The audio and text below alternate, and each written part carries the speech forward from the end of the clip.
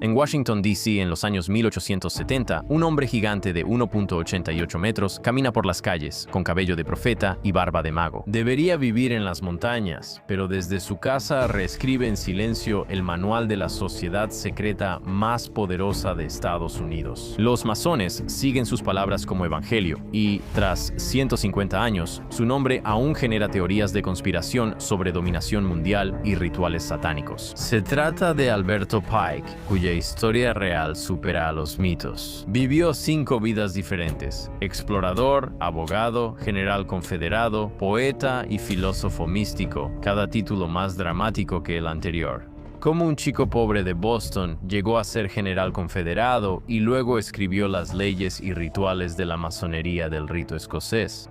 ¿Y por qué los teóricos de la conspiración afirman que predijo las guerras mundiales décadas antes? Hoy vamos a descubrirlo y mucho más. Esta es la historia de Alberto Pike y la verdad supera las conspiraciones. Siéntate, relájate y bienvenido al campamento.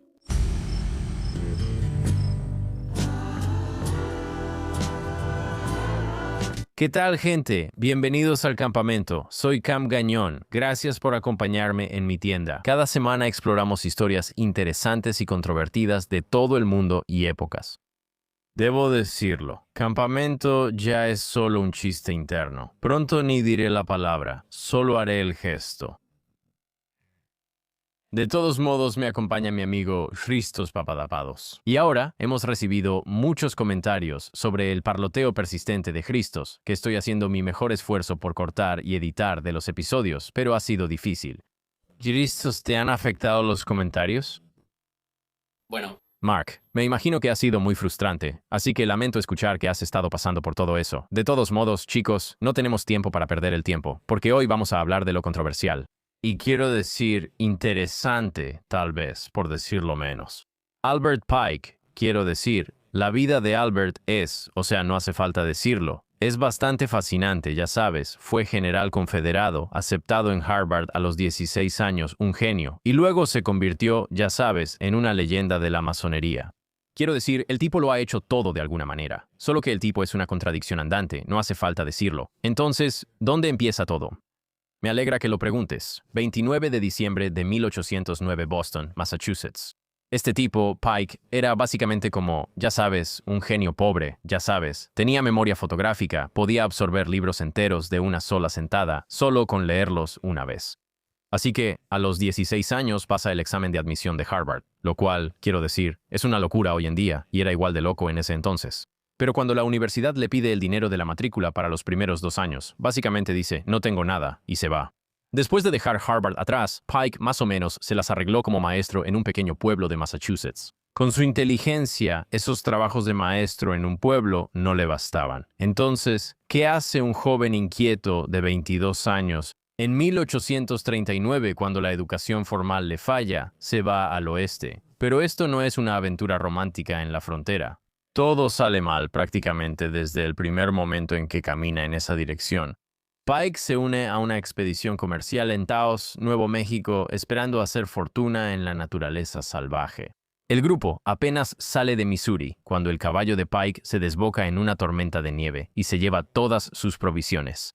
Ahora hay 800 kilómetros de desierto y montaña entre él y Taos, prácticamente sin nada. Y la mayoría de la gente se daría la vuelta, pero Albert Pike simplemente empieza a caminar. O sea, piénsalo, 1831 sin GPS caminos, seguridad, ni policía. O sea, solo tú en la naturaleza, solo tu caballo se fue con todas tus cosas. Así que Pike, solo con la ropa puesta, queda atrapado en ventiscas con cualquier comida que encuentre, lo que básicamente congela a los caballos. Y, ya sabes, se queda sin agua en el desierto y está esquivando a los nativos hostiles que intentan matarlo, y se pierde varias veces, pero sigue adelante.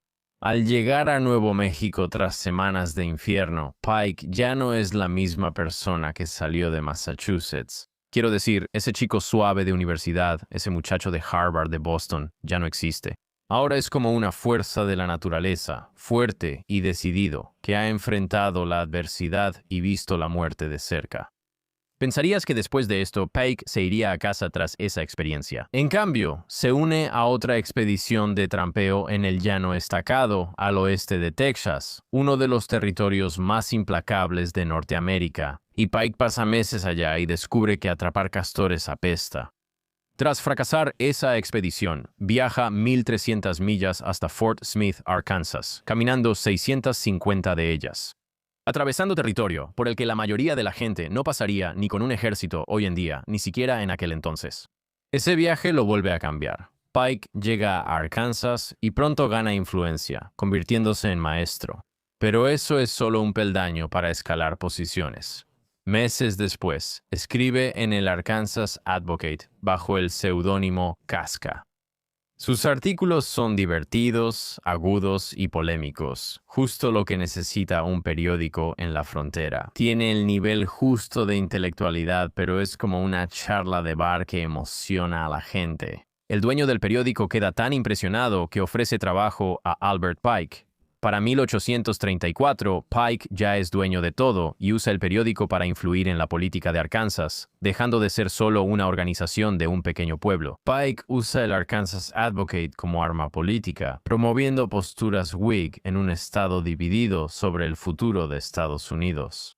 Ahora, Albert Pike no solo está escribiendo editoriales, también está investigando corrupción y escándalos y, sobre todo, haciendo que un montón de personas se enojen muchísimo con él.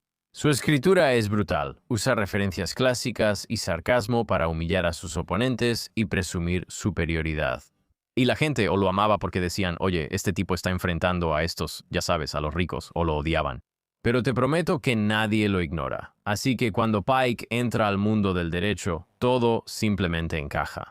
Durante el día dirige el periódico, pero también estudia textos legales, incluso más allá de la ley estadounidense, llegando a las raíces. Aprende sánscrito para leer los códigos legales hindúes originales y después estudia la ley bíblica. Entonces, ¿qué hace? Aprende hebreo y luego estudia la tradición legal romana. ¿Qué hace? Aprende griego y latín. Así, Pike crea su propio plan de estudios de derecho. Y sinceramente es el tipo de educación con la que la mayoría de las facultades de derecho solo pueden soñar y el tipo de estudiantes que, ya sabes, toda facultad de derecho desea.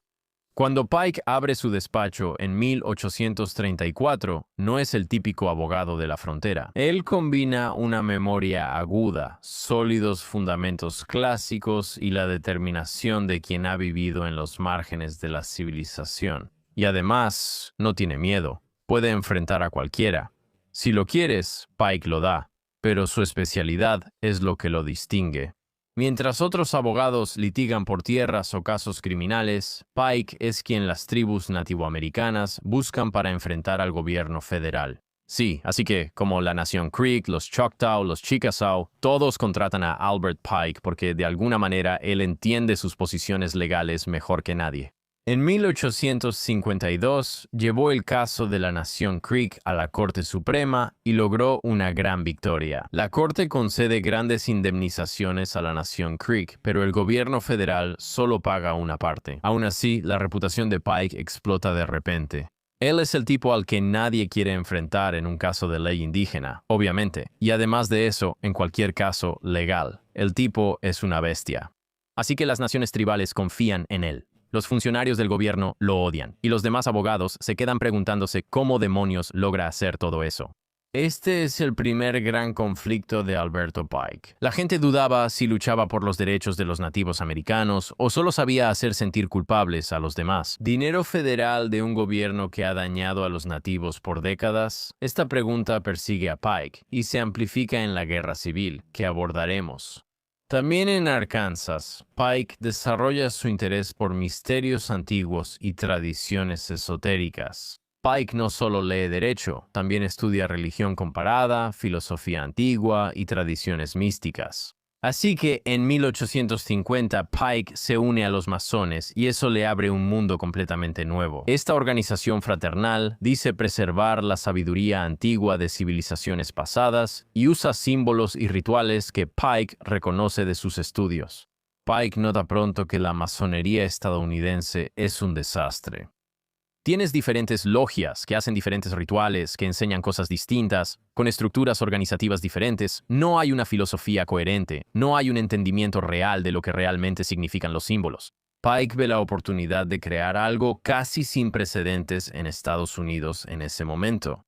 Primero debe sobrevivir a la guerra civil. En 1861 estalla la guerra y Pike enfrenta una elección imposible. Durante 20 años ha representado a estas tribus nativas americanas y defendido sus idiomas y costumbres ante el gobierno federal. Pero ahora la Confederación quiere que cambie completamente todas esas relaciones y convenza a las mismas tribus de luchar por el sur. La Confederación le ofrece a Pike el puesto de comisionado de asuntos indígenas, con una misión: lograr que naciones soberanas se unan a una rebelión en la que no tienen absolutamente ningún interés. Es como algo imposible, o sea, los nativos no quieren. ¿Para qué van a pelear por el sur? ¿Por qué motivo? No es como si tuvieran algún interés en, ya sabes, la esclavitud o los derechos de los estados o algo de eso, y ellos simplemente dicen, hermano, esto es una locura. Es prácticamente una misión imposible, y Pike es el único en Estados Unidos con las credenciales para intentarlo. Y Pike dice, sí, ¿por qué hace esto? Bueno, esa parte es algo discutida. Tienes que entender, Pike es dueño de esclavos, cree en los derechos de los estados y está realmente enojado por el trato federal en Arkansas. Hay también un cálculo práctico. Pike sabe que si la guerra llega al territorio indígena, las tribus serán destruidas. Entre, ya sabes, la Unión y las fuerzas confederadas, y necesitan elegir un bando. Así que aquí tienes a un tipo que es dueño de esclavos, pero que también quiere, de alguna manera, proteger a estos nativos americanos. ¿Es para sacarles más dinero o porque le agradan? ¿Quién sabe? Pero puedes ver cómo Pike ya está, de alguna manera, creando confusión y contradicción en su propia vida. No solo recluta nativos americanos con promesas vagas como una victoria confederada, también les ofrece su propio estado. Así que les dice que si la Confederación gana, tendrán plena representación en el Congreso y un gobierno propio. Esa promesa es radical. En 1861, ningún nativo americano había servido en el Congreso ni alguna tribu había recibido la oferta de ser Estado. Y Pike se acerca, prometiendo cambiar por completo la relación entre nativos americanos, el gobierno y líderes tribales. Créeles porque Pike ha pasado los últimos 20 años de su vida demostrando que entiende sus intereses y sabe, en última instancia, lo que quieren. Así que ahora comienza el proceso de reclutamiento. Pike viaja miles de kilómetros a través del territorio de los nativos americanos, reuniéndose con los jefes, negociando tratados y explicando los objetivos de la guerra confederada y de qué se trata realmente todo esto. No solo ofrece una alianza militar, también negocia acuerdos que respetan a las tribus y obtiene apoyo confederado. En pocos meses, Pike negoció tratados con Creek, Choctaw, Chickasaw, Seminola, Cherokee, Osage, Seneca, Shawnee y varias tribus menores. Ha reunido a miles de soldados nativos americanos que luchan por la Confederación y su futuro político. El gobierno confederado asciende a Pike a general de brigada y le otorga el mando del distrito del territorio indígena. Pero aquí es donde se pone loco, ¿ves? Porque Pike se da cuenta de que él mismo ha sido engañado. El gobierno confederado prometió suministros, equipo y paga para sus tropas. Lo que realmente proporcionaron fue nada. Los soldados de Pike combaten con armas viejas, ropa propia y meses sin paga. Y aún peor, los comandantes confederados quieren usar a las tropas nativas americanas como carne de cañón en las batallas. Básicamente, ignorando por completo todo lo que Pike sabe sobre su estilo de lucha o sus costumbres. O al menos la decencia humana. Él dice que puede venderles la guerra, pero no lanzarlos a la picadora de carne, eso es una locura. Desde entonces, Pike envía cartas cada vez más molestas al liderazgo confederado, exigiendo que cumplan sus promesas a la tribu, pero el gobierno no le da nada. Sus tropas se desmoralizan al ver cómo la Confederación rompe promesas. El punto de quiebre ocurre en la batalla de Pierre Ridge en marzo de 1862. El general confederado Earl Van Dorn ordena a Pike que lleve a sus tropas nativoamericanas para apoyar una gran ofensiva en Arkansas. Pike se niega y argumenta en contra, señalando que sus soldados no están entrenados para tácticas convencionales de batalla. Lanzarlos a una batalla europea es pedir un desastre, no solo para los nativoamericanos, sino también para la ofensiva que apoyan. Van Dorn lo desautoriza y la batalla ocurre como predijo Albert Pike. El ataque confederado fracasa. Las tropas de Pike se dispersan y algunos soldados nativos americanos retoman prácticas tradicionales como arrancar el cuero cabelludo a sus enemigos. Para ellos es normal, pero a algunos soldados de ambos lados les parece horrible. Tras la victoria de la Unión, los periódicos del norte publican historias sobre la Confederación y cómo liberaban salvajes. Esto es un desastre, y Pike es el chivo expiatorio, un general confederado cuyos soldados cometieron atrocidades y crímenes de guerra. El gobierno confederado causó el desastre al ignorar a Pike desde el inicio, y luego empeoró todo. Los líderes confederados culpan a Pike por la derrota, diciendo que sus tropas entraron en pánico y causaron la retirada. Así que ahora, Pike está siendo sacrificado por el mismo gobierno que prometió la condición de Estado a estas tribus nativas americanas. Y también le prometió a Pike que tendría muchos recursos, los cuales no tuvo. Todo para evadir la responsabilidad de un desastre estratégico que Pike les advirtió. En respuesta, envía cartas acusando de fraude y traición al liderazgo confederado. Exige que cumplan los tratados con las tribus o que lo liberen de la comisión, y amenaza con exponer el desastre si la confederación no cumple lo prometido. Bla, bla, bla. De esto, el gobierno confederado arrestó a Pike por traición en noviembre de 1862, pero los cargos se retiraron tras la intervención de sus conexiones políticas. Pero el mensaje es claro, es como, oye, cállate o simplemente te meteremos a la cárcel para siempre. Luego, en 1863, Pike hace algo inaudito para un general confederado. Renuncia a su cargo y se aleja de la guerra. Escribe una carta de renuncia criticando el trato confederado a los nativos americanos y luego desaparece. Desaparece en las montañas de Arkansas.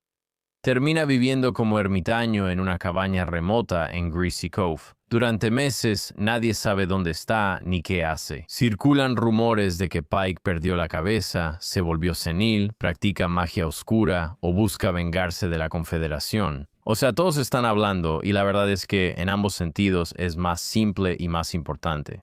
Él solo está escribiendo y específicamente está trabajando en un manuscrito que lo hará famoso en círculos completamente diferentes. Fuera de la filosofía política o, ya sabes, la guerra o algo así, esta es una obra filosófica enorme sobre el simbolismo masónico y como las antiguas tradiciones religiosas. Pike sale de su exilio autoimpuesto en la montaña en 1864, convertido de nuevo en otra persona transformada. La guerra destruyó su carrera legal, su influencia política y reputación en Arkansas, pero también lo liberó de expectativas y convenciones. Así que Pike ya no tiene que ser este respetable abogado sureño, ni este leal confederado, y puede convertirse en lo que siempre ha sido, o en lo que siempre quiso ser. Ya sabes, este erudito místico que perseguía la sabiduría antigua. Pike, como mencionamos, se unió a los masones en 1850, pero ahora se acerca al trabajo masónico con la intensidad de un hombre que ha perdido todo lo demás y ha encontrado lo que cree que es su nueva vocación. Así que el momento es perfecto. La masonería estadounidense es un desastre, con diferentes jurisdicciones y sin filosofía ni sistema unificados. Pike ve la oportunidad de crear algo sin precedentes en la historia de Estados Unidos. Pike había sido elegido soberano gran comendador de la jurisdicción sur del rito escocés en 1859. Es el puesto masónico más alto en el sur de Estados Unidos. El rito escocés es solo una secta dentro de la masonería, así que la mayoría lo considera un cargo honorario y asiste a ceremonias o da discursos. Pike lo convierte en su misión de vida y sus acciones después revolucionan la masonería. Reescribe los grados del rito escocés, convirtiéndolos de ceremonias fraternales en complejos viajes filosóficos. No solo cambia algunas palabras, crea una obra ritual totalmente nueva. Se basa en lo que ha estudiado durante 20 años. Él toma de los misterios egipcios, la cábala, el misticismo cristiano, la filosofía hindú, el hermetismo, los misterios griegos y el islam, de todo. Él crea grados masónicos que tardan años en completarse, cada uno revela ideas filosóficas más profundas. Así que, en un momento, ya sabes, en la masonería estadounidense, podrías decir como, sí, esto es solo como una fraternidad, ya sabes, es solo como, ya sabes, un grupo de tipos bien conectados e inteligentes, que todos quieren como pasar el rato y compartir secretos, y hacerlo en un ambiente cerrado donde pueden beber y no hablar con sus esposas. Pike ahora construye este sistema para el desarrollo espiritual e intelectual genuino según su criterio. Así que el alcance de lo que Pike está creando es una locura. El rito escocés tiene 33 grados y Pike reescribe básicamente todos ellos. Cada grado tiene simbolismo, enseñanza y ritual propios. Pike escribió las instrucciones para los accesorios ceremoniales, la escenografía, el vestuario y el diálogo. Él básicamente está creando 33 obras diferentes, cada una diseñada para enseñar una lección filosófica distinta y específica. Pike no solo reescribe rituales. En 1871 publica Moral y Dogma del rito escocés antiguo y aceptado de la masonería. El título es largo, pero el libro también. Tiene 861 páginas. Al igual que Stack, busca unir filosofía, religión, mito y simbolismo de toda la historia humana. Y es denso y complicado y casi como si fuera deliberadamente oscuro, pero también es brillante, al menos para las personas que realmente saben lo que está pasando. Es como un manual, enciclopedia y mapa para entender este tipo específico de masonería. Y en resumen se llama Moral y Dogma. Se vuelve el texto definitorio de la masonería estadounidense, pero no se parece a nada más escrito en ese país en esa época. Él no solo está explicando estos símbolos antiguos, los está vinculando con la filosofía y el mundo, religiones y tradiciones esotéricas que la mayoría de los estadounidenses, específicamente en los años 1800, ni siquiera entienden o ni siquiera saben que existieron. Argumenta que la masonería tiene las verdades universales presentes en todas las religiones.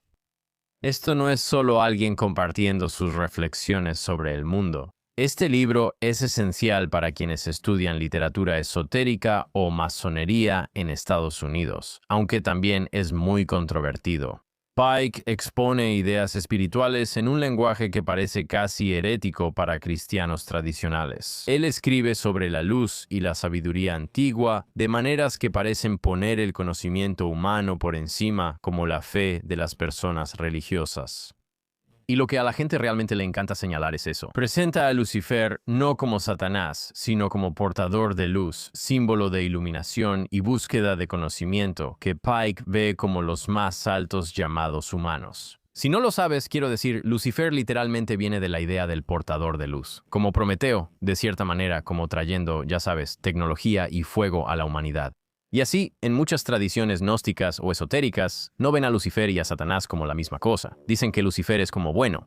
Después, los cristianos lo hicieron un personaje malvado. De todos modos, paréntesis, como puedes ver, la filosofía de Pike es complicada, pero su mensaje principal es súper radical para 1871 y, ya sabes, la gente se está enojando. Él está alienando a muchos cristianos estadounidenses y su tesis se resume en esto. La verdadera religión no es dogmas ni iglesias, sino crecer personalmente mediante conocimiento y sabiduría.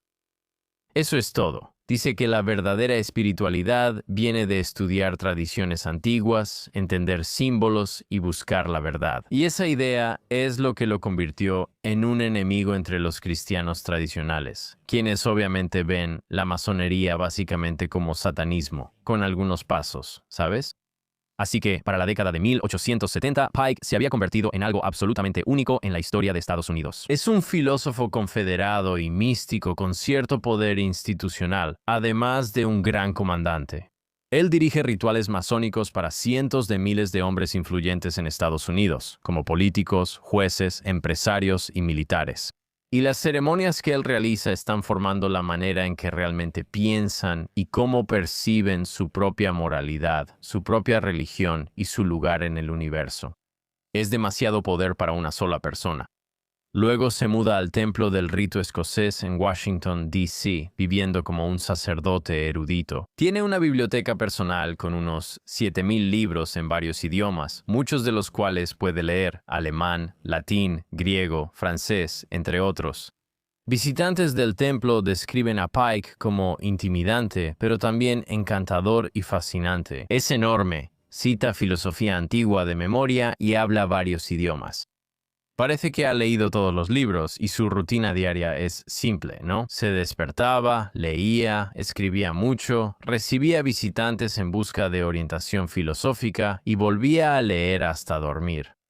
Y este es el Pike que al final se vuelve leyenda. Ya no es solo un líder masón, Ahora es el sacerdote no oficial del conocimiento esotérico en Estados Unidos, y su influencia supera la masonería, ¿verdad? Su enfoque filosófico atrae a ocultistas, teósofos, espiritistas y a cualquiera que esté interesado en enfoques alternativos a la verdad religiosa. Lo cual, en este punto, a finales de 1800, representa una parte muy grande del público estadounidense. Están desencantados con la religión organizada y buscan una forma menos estructurada de espiritualidad. Sus escritos los estudian personas que nunca han estado en una logia masónica, pero les gusta. Él sintetiza la sabiduría y tradiciones del mundo con sentido.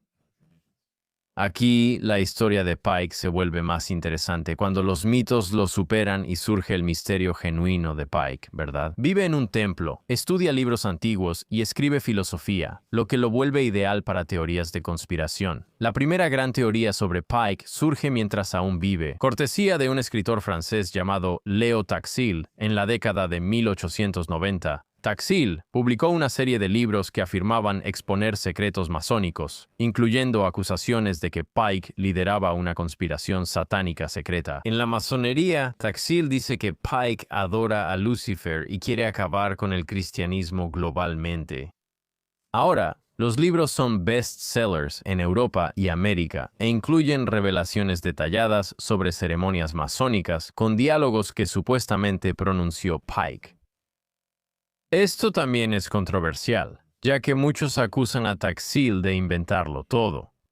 En 1897, él dio una conferencia de prensa donde admitió que todo era un engaño para avergonzar a la Iglesia Católica, que usaba sus revelaciones como prueba de la maldad masónica. Verás, Taxil quería demostrar lo fácil que era para la gente creer en historias inventadas y cómo él podía demostrarlo. Las instituciones solo apoyaban lo que coincidía con su agenda. Escribe todo esto sobre Alberto Pike para avergonzar a la iglesia porque lo iban a promover.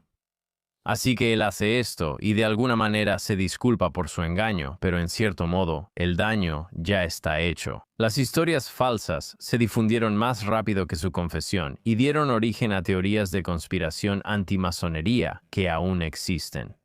Y quienes desconocen la confesión de Taxil siguen difundiendo esas afirmaciones sobre Pike como si fueran totalmente objetivas, un hecho histórico.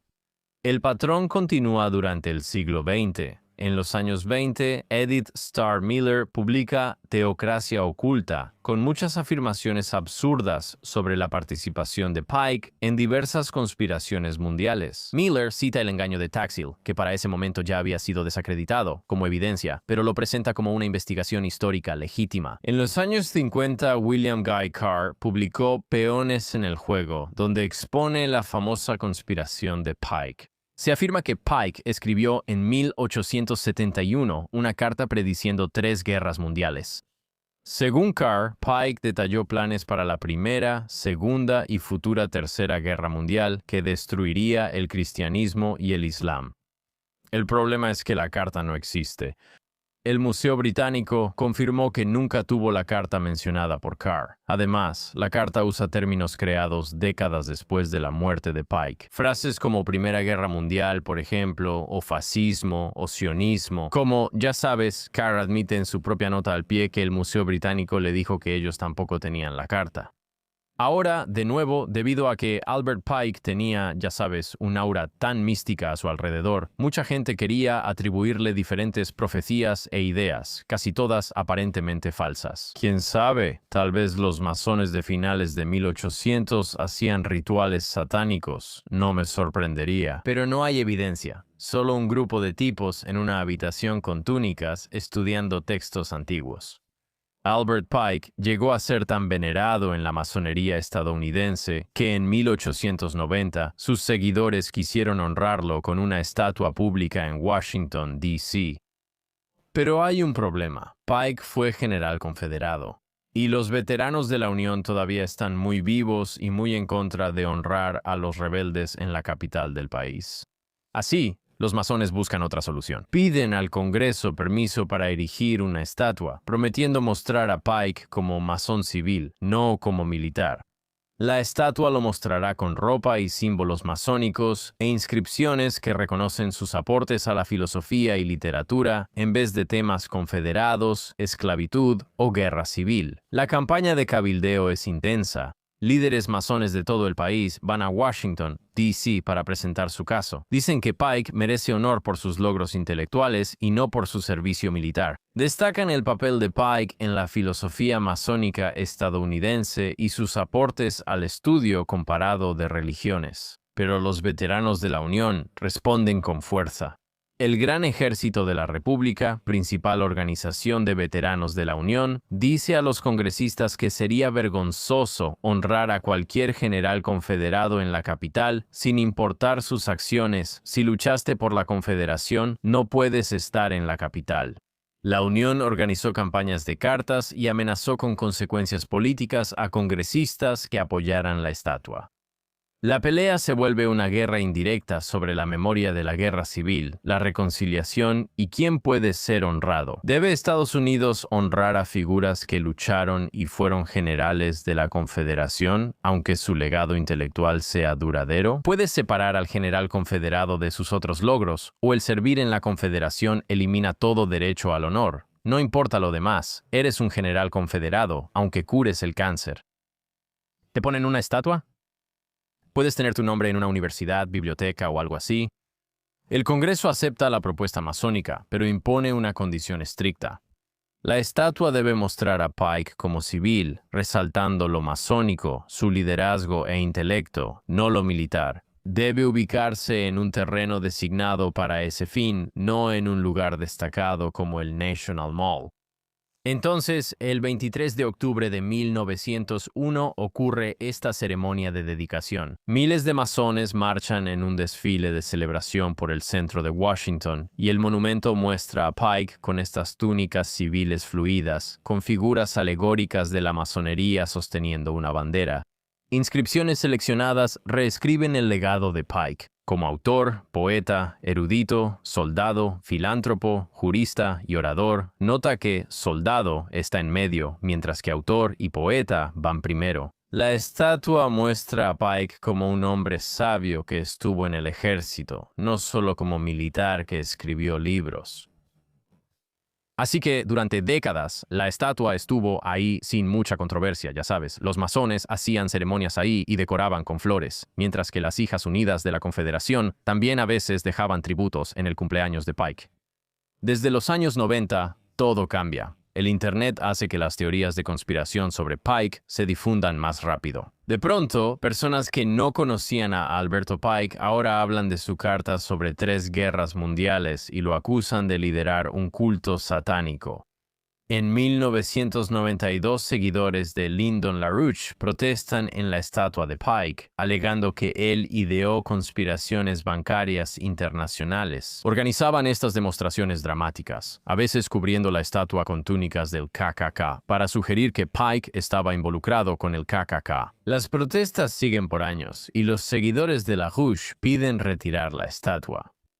En 1992, el Consejo de D.C. votó para retirar la estatua de Pike, citando su servicio confederado y repitiendo teorías de conspiración sobre el KKK, que no sabemos si son ciertas. No sé si él estuvo en el KKK. No hay pruebas que lo confirmen o nieguen. Como la estatua estaba en terreno federal, solo el Congreso podía decidir retirarla.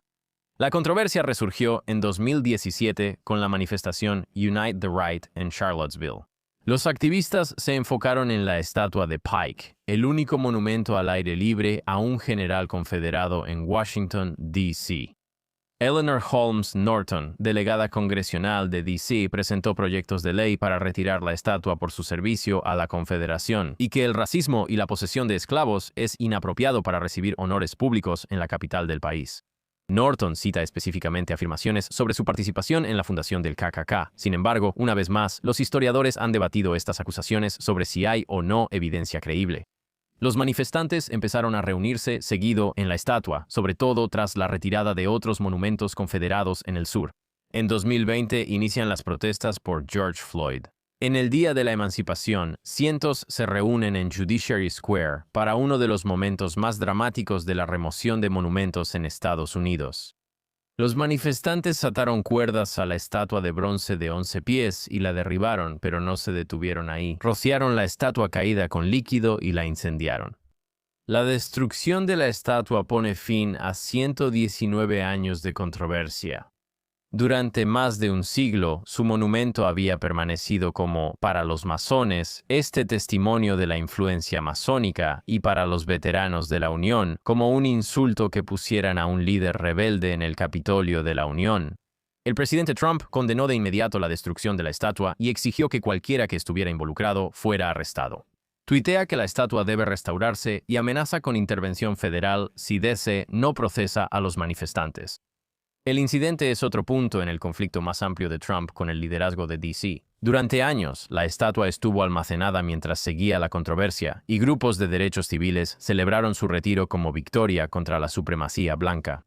Mientras que las organizaciones masónicas argumentaban que su contribución intelectual merecía básicamente superar su servicio confederado. Y claro, los antimasónicos y otros conspiracionistas en Internet también estaban felices porque sacamos a este masón de Washington, D.C.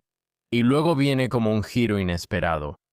El Servicio de Parques Nacionales anunció que restauran y reinstalan la estatua de Pike según las órdenes ejecutivas recientes de Trump para embellecer la capital. Entonces, ¿en qué nos deja esto? Albert Pike, ¿qué opinamos de él? Sin duda es brillante. Entró a Harvard a los 16, es autodidacta y genio. Domina varios idiomas y creó una filosofía que influye en cientos de miles de figuras prominentes en la historia de Estados Unidos. Pero también es moralmente cómplice de la guerra civil y de poseer esclavos, lo cual obviamente es bastante indefendible. También defiende a los nativos americanos y sus derechos legales. Pero también está en la Confederación, pero luego deja la Confederación y dice que lo que están haciendo está mal. Es difícil saber quién es este tipo, la verdad, y no creo que lo sepas. Es necesariamente lo que muchas de las teorías de conspiración que lo rodean dicen, ¿verdad? Mi filosofía sobre los masones es que no es algo satánico, como sacrificios de niños. Probablemente son personas muy conectadas, con dinero, influencia y agendas políticas que se reúnen para compartir ideas y secretos. Específicamente en una época, ya sabes, en aquellos tiempos cuando tenían mucho poder y podías lograr que políticos y militares realmente colaboraran entre sí. ¿Entonces él estaba en el KKK otra vez? No lo sé, probablemente no, pero quién sabe, él sí transformó la masonería. Y no creo que esa parte sea realmente, ya sabes, no sé si esa parte siquiera sea discutible. La controversia de la estatua es interesante porque hay personas con distintas agendas, como activistas raciales que dicen que se joda este tipo. Tienes, ya sabes, a algunos gente antimasónica que dice que se joda este tipo. Luego tienes solo a los masones que dicen, oye, en realidad deberíamos mantenerla. Pero de nuevo, los masones realmente ya no tienen poder político en DC, como lo tenían a finales de 1800. Así que, damas y caballeros, esa es la vida y la historia de Alberto Pike. Quiero decir, de verdad, era un tipo loco. Vivió una vida increíblemente intensa. Quiero decir, aparte de, ya sabes, lo de la Confederación, bastante loco. Ya sabes, cómo aprender hebreo, así nada más. Aprender, ya sabes, la ley judía. En fin, Cristos, ¿alguna vez has oído hablar de este tipo? No lo he hecho, pero es una persona que nos piden mucho en los comentarios. Interesante, sí, no sé. Me divertí investigando y aprendiendo sobre eso. Me gustaría saber más sobre cómo sus opiniones personales, como ser un tipo de Boston. Me sorprende que fuera tan racista. También fue abogado de nativos americanos. Eso es lo que digo, o sea, estoy muy confundido sobre cuál era su objetivo. ¿En qué creía realmente? Como que algo tuvo que pasar ahí para causar ese cambio. Como si algún tipo arruinó su parlay. Fue como, hermano, ¿sabes qué? Ahora soy racista, así que sí, no lo sé. O sea, Albert Pike, él es interesante porque básicamente es un supremacista blanco, lo cual no es lo ideal, pero es como un supremacista blanco inteligente. Él siempre promete cosas. Dice que no le gusta la superioridad blanca, pero aún así aprende sánscrito para entender la ley hindú. Es como, simplemente no entiendo cómo él concilia estas cosas, como, ¿cuál es el valor de aprender estas cosas si eres realmente un supremacista blanco? No lo entiendo, Demuestra que todos tienen vacíos en su personalidad. supongo. No sé. Mira, a los nazis decían que eran supremacistas blancos. Ellos decían que eran arios, pero si les preguntabas si les gustaban los rusos, respondían que no, porque no los consideraban arios, aunque fueran rubios y altos. No, los japoneses sí son arios. Creo que la gente tiene filosofías raciales tontas, piensan que una es mejor que otra y nunca son consistentes. Ese es mi punto. Si vas a crear una filosofía racial, hazla coherente. Él dice ser supremacista blanco, pero también que luchará por los nativos americanos. ¿Qué es eso? Solo sé consistente. ¿Sabes a lo que me refiero? Ser racista es una cosa, pero ser hipócrita es aún peor. De todos modos, tengo curiosidad por saber qué piensan ustedes. Hemos recibido muchos comentarios de personas que intentan profundizar. Albert Pike, me encantaría saber. ¿Hay algo que pasé por alto? ¿Algo que solo mencioné por encima? ¿Algo que no incluí y debería haberlo hecho? ¿Algo? ¿Estoy completamente equivocado? Por favor, dejen un comentario. Leo todos, en YouTube o Spotify. Incluso si es solo una carta que se envía al océano y la encuentro, la voy a encontrar. Así que me encantaría saber qué piensan, pero sean amables al respecto, porque todavía soy, ya saben, sensible y no quiero que me lastimen los sentimientos de ninguna manera. Muchas gracias a todos por sintonizar otro episodio de Campamento Gañón. Gracias por acompañarme. Como siempre, no sería posible sin ustedes haciendo que estas cámaras funcionen y editando estos episodios. Nos vemos la próxima semana en la gira Mark Gañón en vivo. Hago una hora de stand-up con teloneros. La pasamos increíble. Los espero en el show. También pueden conseguir mercancía en la descripción y los veré la próxima semana. Paz y que Dios los bendiga. Transmisión de emergencia, amigos. Tenemos un canal completamente nuevo. Es Mark Gañón Comedia y ahí vamos a poner todo mi stand-up, además de un nuevo programa que llamamos Tú pediste esto. Damos tarjetas al público para que envíen sugerencias y las ponemos en una cubeta. Luego, un amigo y yo las sacamos y hacemos bromas. Ya sea un evento actual o una historia personal del público, siempre llegamos al fondo del asunto. Si quieres revisar el canal, haz clic en el enlace de la descripción y suscríbete. Eso ayuda mucho, especialmente tras el lanzamiento del programa. Ver los episodios y apoyarnos es muy valioso. Gracias, puedes verlo ahí, es lo que pediste. Este es el nombre de la sección y el canal es Camp Gañón. Nos vemos en el nuevo lugar. Muchas gracias por siempre apoyarnos. Nos vemos la próxima vez. Regresemos al programa.